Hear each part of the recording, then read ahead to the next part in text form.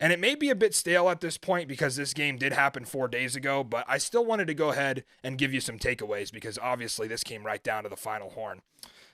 Speaking of takeaways, how about those St. Louis Battlehawks? They're just always in the right place at the right time. We'll get to their turnover margin a little later here, but it leads the league. They always seem to just be there and create those turnovers. And to quote Ben DiNucci in his pregame interview, we all have a sour taste in our mouths. So you're welcome, Battlehawk fans, for the lemons. So sour, DiNucci was still tasting them all those hours later. Seattle goes up 12-0 in this one. Tell me if you've seen that before. Quicker than you could blink. The game was already out of control. St. Louis went down, responded with a touchdown drive to pull themselves back into it. But for as good as Jacor Pearson has been this season, in fact, he scored in this one on a long touchdown from Ben DiNucci. He misjudged that punt. And because of it, the Battlehawks got the ball on the plus 23.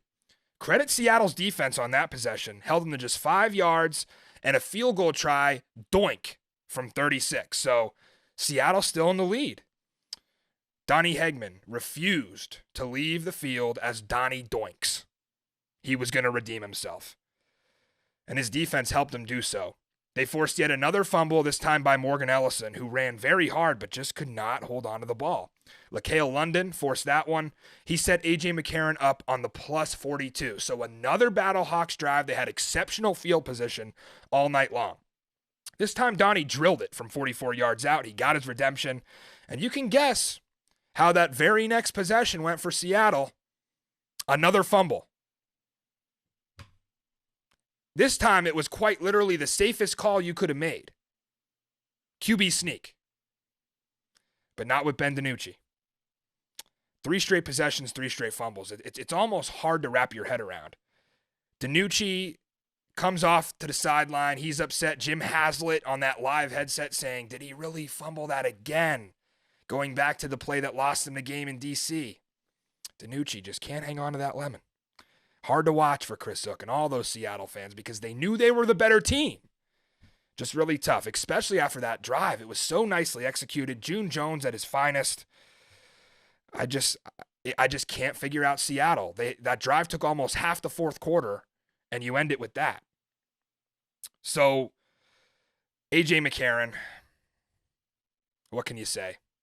Hakeem Butler and A.J. hook up for 44 yards. He shakes off Elijah Holder on the touchdown run. Yards after catch, yak, we love it. Right to the crib. And the next drive for St. Louis, Hegman misses. Field goal was out of his range from 50. But Seattle again with a chance to finally close a game out. And their final drive was perfection. 7 plays, 60 yards, under 2 minutes. June Jones just great calls on that drive. Completions to Josh Gordon. Jacor Pearson had a big catch. And then the big 6'3 Jordan Vesey getting a touchdown catch where he went way up, climbed the ladder, and scored. But June Jones goes for 3. I could not figure it out.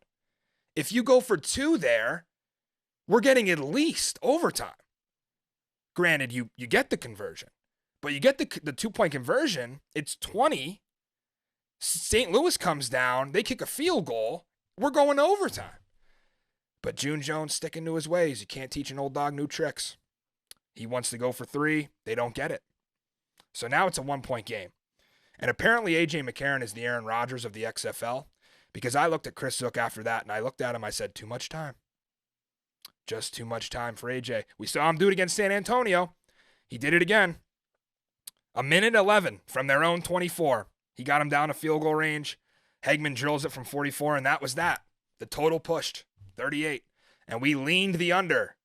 We leaned it 36.5. That number climbed. It closed at 38. We did not give that out as an official play.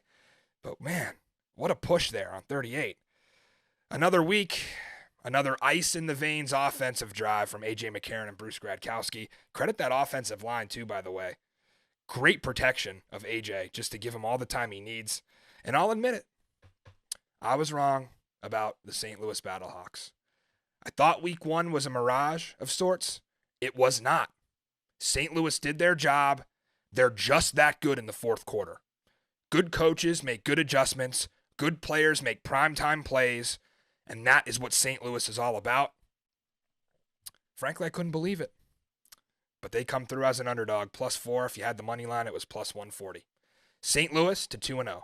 It's a shame it has to end next week. I did tweet out, can you imagine St. Louis being on the road for the first 3 weeks? And then having to come back home to the Dome in week 4 where they're now selling tickets on the upper level? Can you imagine being 3-0? It's a real shame they got to run into D.C. this weekend. That would have been cool to see.